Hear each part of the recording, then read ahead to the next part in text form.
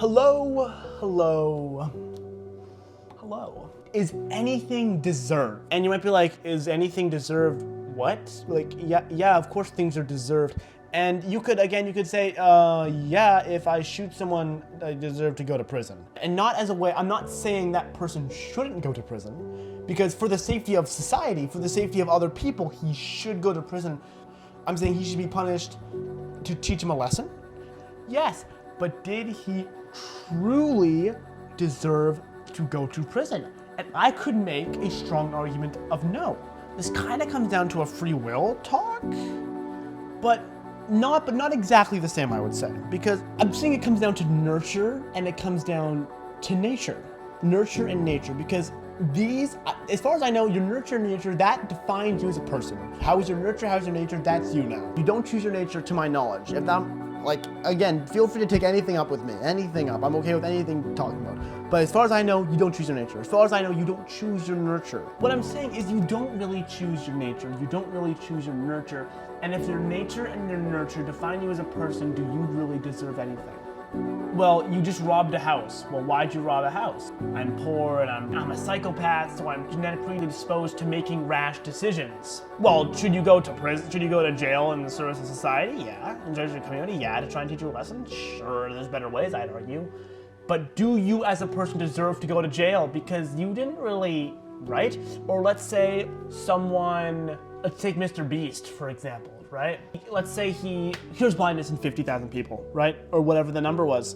And then let's say he gets rewarded the doing good prize. I don't know what this is called, but let's say he gets rewarded a doing good prize just to say he gets rewarded something. A lot of people would say he doesn't deserve that because he's just doing that for money.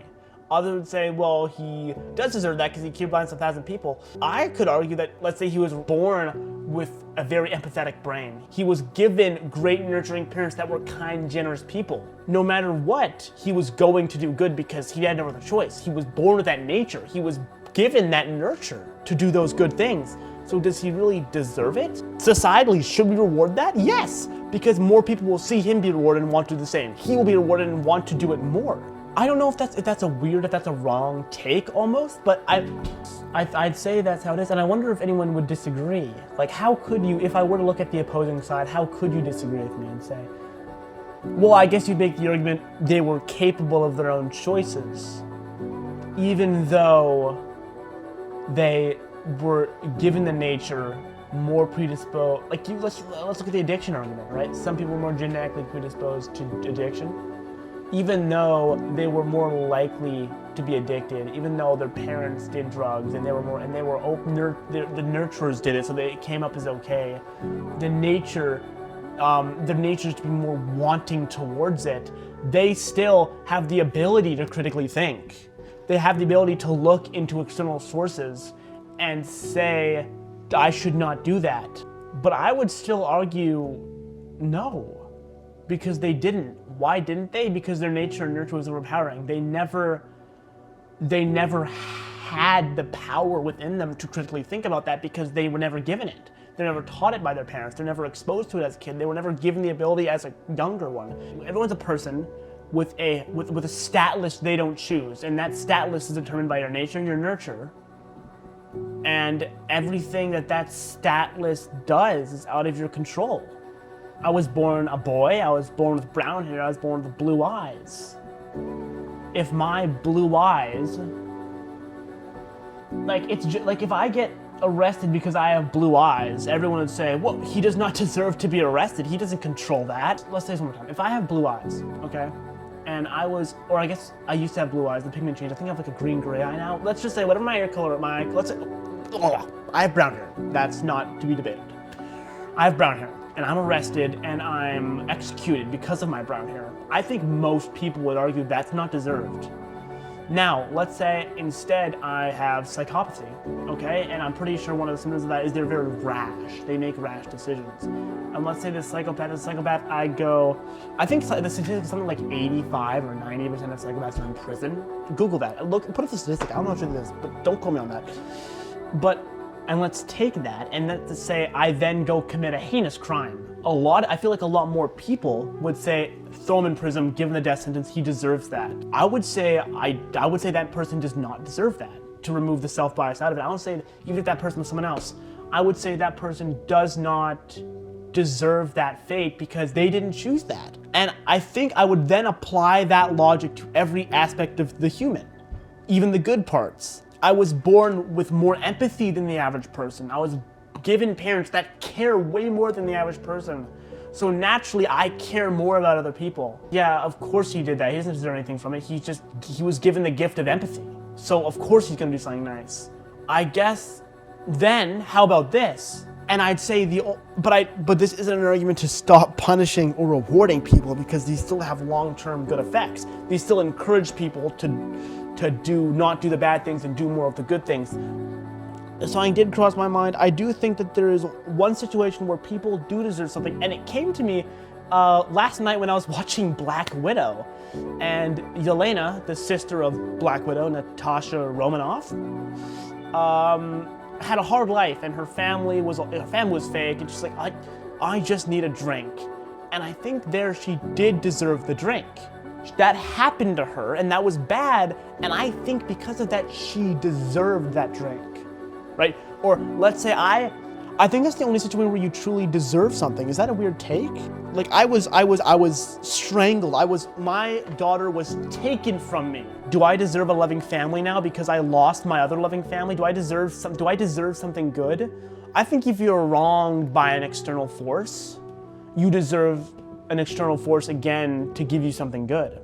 And maybe deserving still is a factor. Let's say I punish, someone kills someone, right? And maybe that person gets thrown in prison, not because that person deserves it, because again, they could have a bad nature. They were raised that way. They were born that way. They couldn't control that.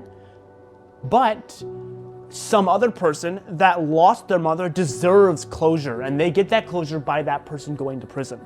But I think my main take here is, does anyone ever truly deserve something? And I want to say very rarely. Yes, if an external force imposes something negative upon you, you deserve to balance the scales with a positive thing. But why would you deserve the positive? I think at that point, it's just human morals. We just choose that. And I think because once it's out of your control, once it's not you doing something, like I wasn't told to do that. That just happened to me. Then you deserve that. Why do I deserve that now why? Because I was shot, do I deserve that person to go to prison? Do I deserve that closure? Because we as humans decide that. And then you could say, well, why can't we as humans decide that you deserve? When it happens to them, we can then say, well, they deserve an opposite repercussions to keep balance. And I think it comes down to that. When someone is wronged, that tips the scales negatively, and we naturally want to tip those scales back to positive. And why? Because everything in the world is looking to balance. Homeostasis in animals, heat just right, food just amount full. If we look at atoms, they're constantly trying to stabilize themselves, just enough electrons to balance themselves, to neutralize themselves. I think that's correct. I don't know a lot about chemistry though. And that was in 9th grade, and I'm pretty sure that's how it works. Like they stabilize, and they need a full valence shell, is that correct? Someone having externally, they deserve something negative happens to them, they deserve something positive having them to balance the scales, because everything in the world and the universe is searching for balance. They're searching for stability. Or maybe they're not searching for stability, it's just natural, because when something is unstable, it'll constantly keep moving, it'll constantly keep... I don't think everything's searching for stability, it's just when the state you're in naturally brings about change, it is inevitable that that changing state will bring about a state that doesn't require change. And I think that's also applied in evolution. People are like, oh, why does life want to live? Like, right? If nothing matters. And I would say, well, it's not that life wants to live, it's just that when life first evolved, I'm sure there was some life that evolved and it didn't have a desire to live, and it died off. And naturally, because all the life that didn't desire to live, it died off. So at some point, due to inevitability, because from what I know, time goes on forever, eventually one cell came along, and for whatever reason, it had the desire to live. And of course, that one lived more than the other ones. That was a little bit of a side spiral there. But to bring it back, I think that's why nothing other than something externally happening to you is deserved. Have a good day. Ooh, have a great day.